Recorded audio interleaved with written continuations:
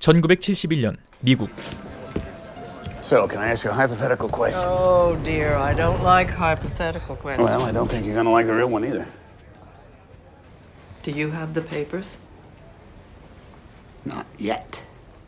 1971년 미국의 신문 워싱턴 포스트지의 기자들은 하나의 문서를 필사적으로 찾고 있었습니다. 아니 정확하게는 미국의 모든 기자들이 이 문서를 찾고 있었을 겁니다. 펜타곤 페이퍼라고 이름 붙은 이 문서에는 미국 정부가 지난 30년 동안 베트남전과 관련하여 전 국민을 속여왔으며 전쟁을 일으키기 위해 커다란 사건을 조작한 정황은 물론 베트남전은 이길 수 없는 전쟁임을 확실히 알고 있으면서도 수년 동안 청년들을 전쟁터로 보내왔다는 충격적인 사실이 담겨 있었죠. 이 문건을 한 발 먼저 손에 넣고 제일 처음 특종을 터뜨렸던 뉴욕타임즈는 진실을 보도했음에도 국가 안보에 위협을 끼친다는 이유로 공식적으로 관련 문건의 보도를 금지당했습니다. 하지만 워싱턴 포스트의 용감한 기자들은 기어이 문건의 일부를 손에 넣고 뉴욕타임즈를 대신해서 이 문건을 공개 보도합니다. 그리고 더 나아가 뉴욕타임즈를 공격한 정부를 비판하죠. 정부는 워싱턴 포스트를 공격하지만 워싱턴 포스트는 보도를 멈추지 않습니다. 어때요? 영화로 만들기 딱 좋은 소재죠? 근데 이 전설적인 실화 속에는 더욱 흥미로운 이야기가 한 가지 더 있습니다. 이 모든 일이 가능하도록 최종 결정을 내린 인물은 워싱턴 포스트의 낙하산 사장이었다는 사실.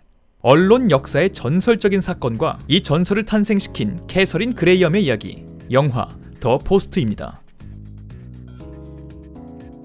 훗날 여성 기업인 최초로 포춘지 선정 세계 500대 기업인의 이름을 올리면서 세계에서 가장 영향력 있는 여인으로 이름을 날리게 되긴 합니다만 펜타곤 페이퍼 사건 직전까지 캐서린 그레이엄은 고민 많은 낙하산 사장이었습니다. 애초에 워싱턴 포스트라는 신문사는 부자였던 캐서린의 아버지가 헐값에 인수해서 덩치를 키우고 캐서린의 남편이 물려받은 뒤 전국구 신문사로 성장한 곳이었습니다. 그런데 바로 이 남편이 별안간 자살을 하게 되면서 젊은 시절 잠깐 기자로 일한 것을 제외하면 20년 동안 가정주부로만 살아온 캐서린은 뜬금없이 워싱턴 포스트를 운영해야 하는 상황에 처합니다. 펜타곤 페이퍼 사건이 있었던 1971년은 캐서린이 빚더미인 신문사의 낙하산을 타고 내려와 온갖 고생을 하며 하루하루를 버틴 지 8년이 지난 해였죠. 8년이라면 긴 시간 같기도 하지만 아무것도 모르는 회사 경영에 대해서 배우고 배우는 동시에 회사가 망하지 않도록 경영도 제대로 하고 자신을 믿지 않는 부하 직원들을 완전히 자신의 편으로 만들고 자신을 무시하는 다른 기업인들과 어깨를 나란히 하기에는 사실 짧은 시간이죠. 심지어 캐서린은 당시 유명한 전국 신문사 발행인 중 유일한 여성 기업인이었습니다. 여자는 결혼하면 전업주부로 살고 저녁을 먹은 뒤에는 남자들이 중요한 얘기를 할 동안 자리를 비켜주는 게 아직은 당연했던 시절 1970년대 여자는 큰 일을 할 수 없다고 생각하는 남성들로 가득한 회사에서 하필이면 직책이 제일 높아서 하소연을 들어줄 동료 직원도 없는 상황에서 낙하산으로서 그리고 여성으로서 캐서린이 겪어야 하는 고충은 상상 이상이었겠죠. Okay, people are concerned about having a woman in charge of the paper, but she doesn't have the resolve to make the tough choices. Thank you, Arthur, for your frankness. 거기에 설상가상으로 회사의 재정도 좋지 않은 상황이었고요. 조만간 이루어질 기업 공개를 위해서는 회사의 이미지를 실추시킬 수 있는 일은 아무리 사소한 일이어도 벌어지면 안 되는 상황이었습니다. 바로 그때 펜타곤 페이퍼가 워싱턴 포스트의 손에 들어오죠.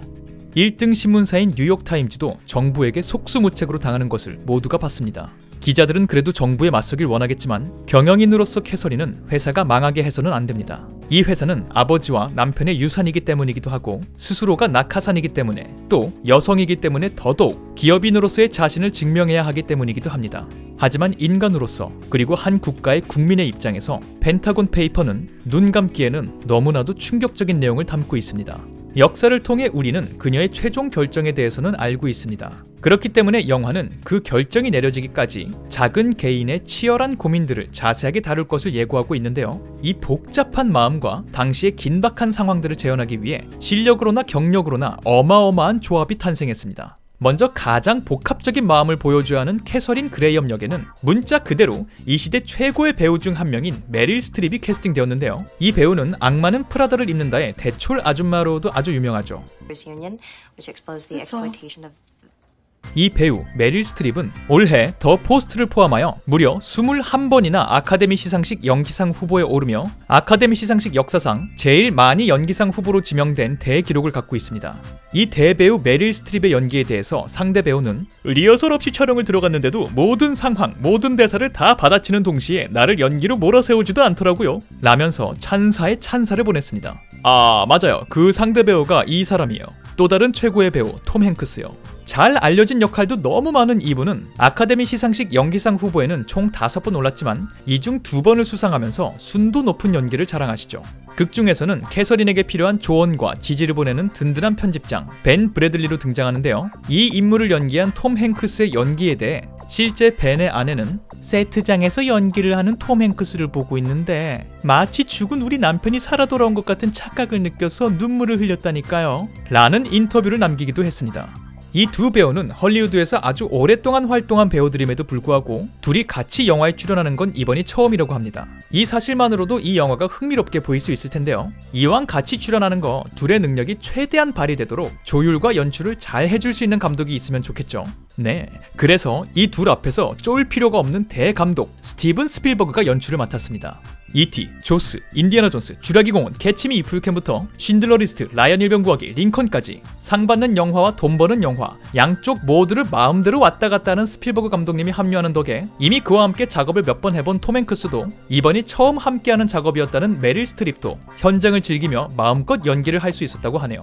그리고 영화는 당연히 올해 열리는 아카데미 시상식 최고 작품상 후보에 올라 있습니다. 훌륭한 소재와 각본에 달려든 최고의 배우들과 감독 이들이 함께 모여 1971년에 긴박했을 상황들과 그 안에서 고민의 고민을 이어나갔을 인물들을 어떻게 그려냈을지 궁금하신 분들은 2월 28일 개봉을 앞두고 있는 영화 더 포스트를 확인하시면 될 것 같습니다.